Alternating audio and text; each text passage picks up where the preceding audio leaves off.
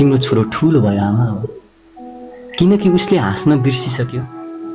अब त तिम्रो हात चाहिँदैन उसलाई खाना खान पनि।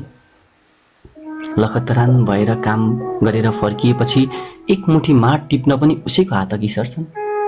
हो आमा, तिम्रो छोरा अब ठुलो भइसक्यो, किनकि तिमीले मेला गएर पटुकिरी भित्र बचाएर ल्याएको त्यो भुटेको मकै अब तिम्रो छोराले खाँदैन।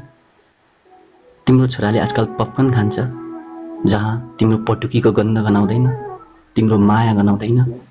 तिमीले मेला गएर तिम्रा माटैसरी भएका हातहरूले मेरो टाउको सुमसुम्याउँदाको माटोको गन्ध गनाउँदैन। हो आमा, तिम्रो छोरा अब ठुलो भइसक्यो। तिम्रो छोराले अब ढिँडो र सिस्नो खाना छोडिसक्यो आमा। उसको भोक आजकल मोमो र पिज्जाले मेट्छ, जुन जताततै किन्न पाइन्छ। तिम्रो माया जस्तो कहाँ हो र? अनमोल, एउटा सानो घाँसको भारी बोक्दा गल्ने तिम्रो छोरा आजकल भित्रैबाट गलिरहेछ। तिमीलाई र परिवारलाई मात्र आफ्नो देख्ने छोराले आजकल देशको विकासले बिरोल्छ। मान्छे रुँदा दुखी हुन्छ, अरूको आँसुले रुवाउँछ। उसले साँच्चै नै हाँस्न बिर्सिसक्यो। त्यसैले त आमा, तिम्रो छोरा अब ठुलो भइसक्यो। सानामा बाबाले फिरफिरे बनाउँदा रमाउने तिम्रो छोरालाई, सानामा बाबाले फिरफिरे बनाउँदा रमाउने तिम्रो छोरालाई आजकल हवाई जहाज पनि सानो लाग्छ।